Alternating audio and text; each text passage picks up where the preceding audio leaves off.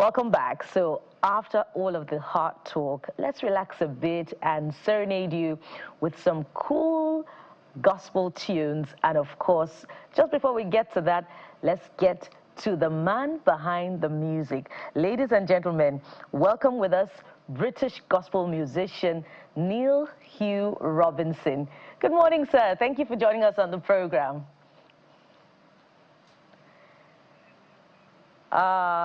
You might want to unmute so that we can hear you. I'm not muted. All right, fantastic. We're so glad that we're finally able to have this conversation with you, Mr. Robinson. We know that you love worship. There's a huge element of worship in your music. There's also a huge dose of praise as well.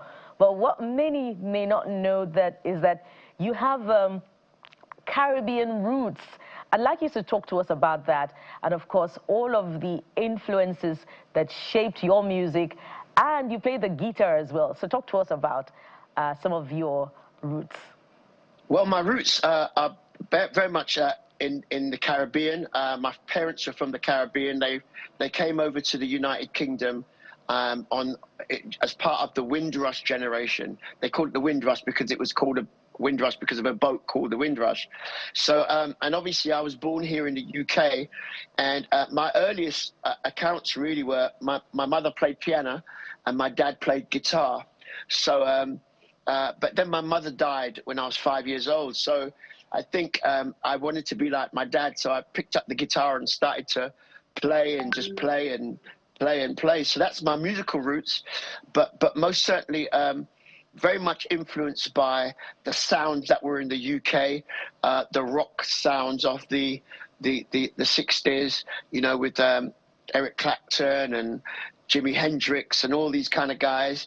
And then hearing gospel music for the first time when I was about 11 years old, and, you know, hearing some of the American stuff that was happening and being very influenced by that in terms of my musical genres that I like to play with. I studied classical guitar and went on to study jazz throughout my teenage years. So I became a very accomplished musician growing up in the UK. So I'd like to ask, why gospel? Because some would say that, you know, the secular field is a bigger field to play on, that you can, you know, take that message that has a bigger appeal to a wider audience. But why have you chosen gospel, to be precise? Well, it's quite interesting because we as humans, there's things that guide us intrinsically, and some people might call it moral compass.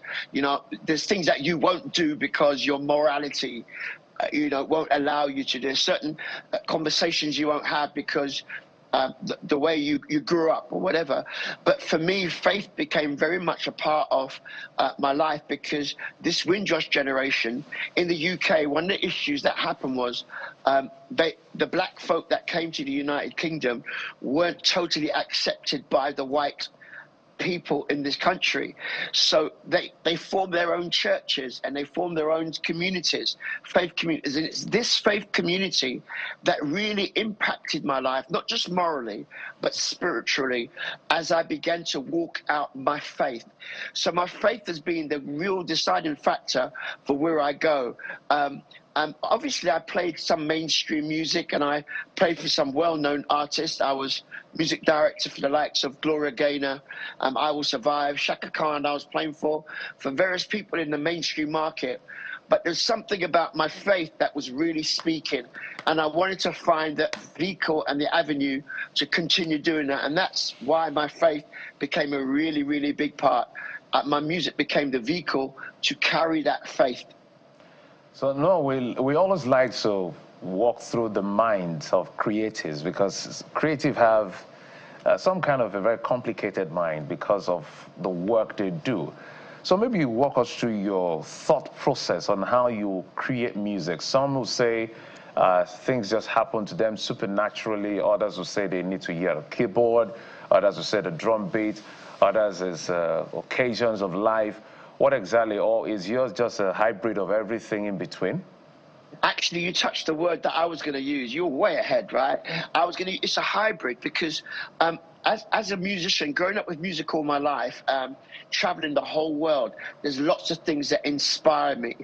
Most certainly, the greatest musicians among us are really seers, people who see maybe trend. They see something happening, and according to my faith, so I look through the eyes of faith. So there's been things in my own life where I've gone through emotional things that have disturbed me, things that have really hurt, maybe, or things that have been great, and all of these things form what I call the bedrock of inspiration. So I might write a song about love, but look at it from a different angle. I might write a song about holding on or brokenness or whatever. And sometimes the inspiration comes with a melody. I could be, doing something and a melody comes and goes, da, da, da, da, da, da, and I go, whoa, and I start singing it. And thank God for technology, so I just start singing into my phone. Sometimes it's just a music riff. I pick my guitar up and I play that. But a lot of times there's a conversation, a thought going on in my mind that brings a conversation about a theme, and I start to lyrically develop that theme in my consciousness, and then write it down, and then begin to, be inspired about that. And I will say that most songs that I write are I would say 20% inspiration, but 80% perspiration. Because after the initial idea, you have to sit down and actually put a framework around it so you can tell the full picture. So that's how it kind of works for me. It's great to hear, and I imagine a lot of other creatives can relate. Like, yes, that's me as well. There's also, of course, the spiritual that sets the tone for you. But I'm really curious about your... Absolutely. Yeah, I'm curious about your Nigerian experience, and this is what I mean. Nigerians love their gospel artists, right? And they also love gospel artists from across the world. So how much of paths have you crossed with Nigeria in terms of fan base, the gospel artists? And I bet there's some sort of Nigerian in your life right now, one way or the other. Well, it's really, really interesting because I started doing my music in the UK as an artist many, many years ago, and obviously the Christian network here is really strong, and it's a bit different from Nigeria. Cause I've been to Nigeria, Abuja, Port, been in lots of places in Nigeria, but over here, black folk only take up 3% of the population, and so I find myself in and out of the black churches with the Nigerian contexts. So I have some good friends. There's friends like Sinach, she's one of my good friends. Nathaniel Bassi, some of their well-known names. And some of the very well-known Nigerian leaders here in this country and their churches, they've given me access. So I do play a lot in front of Nigerian artists, and many I've known over the years. So yeah, they play a strong role within the British Christian music sound at the moment. So really excited about that. And we're looking forward to some of your collaborations with Nigerian musicians, so that we can, have a feel of, what international gospel collaborations look like. But you talked earlier on about the faith community in the UK and how it shaped your musical experience and your formation, in fact. I'd like you to speak a bit more about that, but with some form of, specificity, particularly because there is an ongoing conversation in the UK about how the black church is a sleeping giant and it's not taking its place, as far as what Christianity should stand for, and also how it is affecting the gospel music space in the United Kingdom. Well, I mean, one of the things is that, like I said, the United Kingdom is very much divided into diasporas. I mean, it's probably the most cosmopolitan, especially in London, the most cosmopolitan country in the world.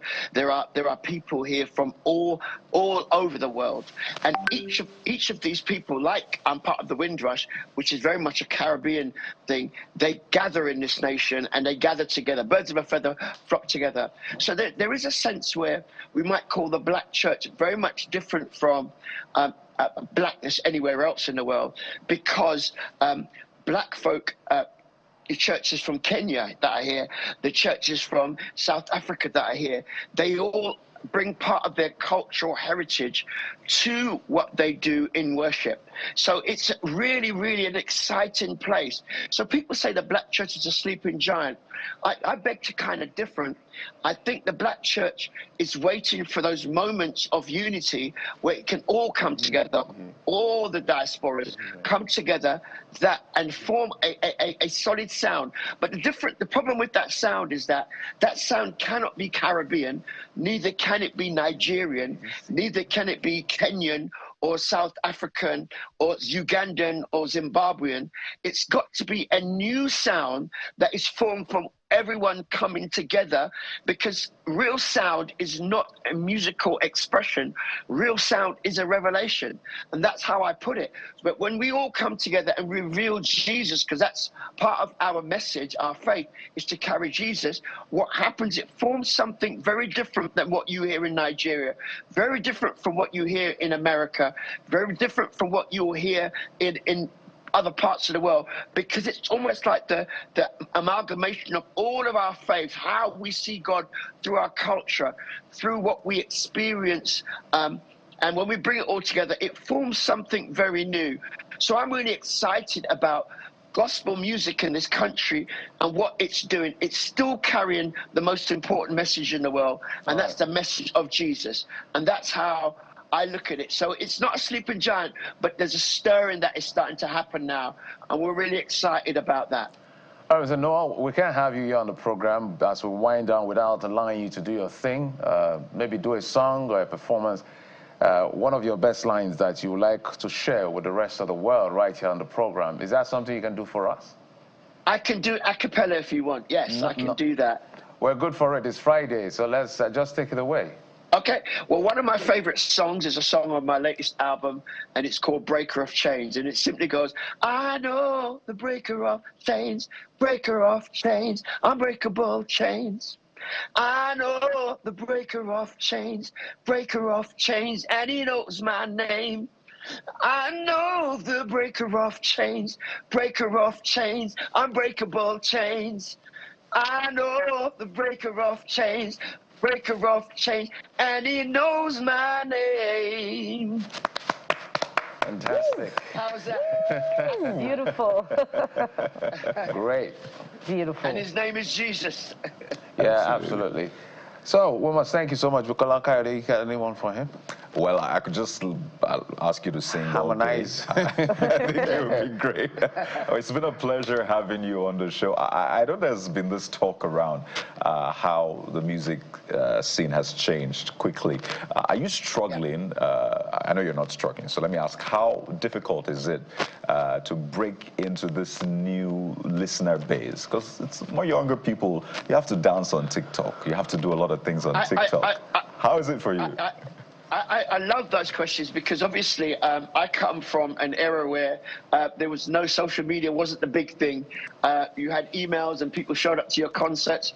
I still have a fan base, you know, that still subscribe to me, because it's quite interesting when we look at things generationally. I kind of find is that we often try to push things to a new generation, which is very correct. But we forget that there's still a generation that's still alive, that still subscribes to Christian music. And all that's changed really are the platforms. The digital platforms have become the main place of communicating or meeting people.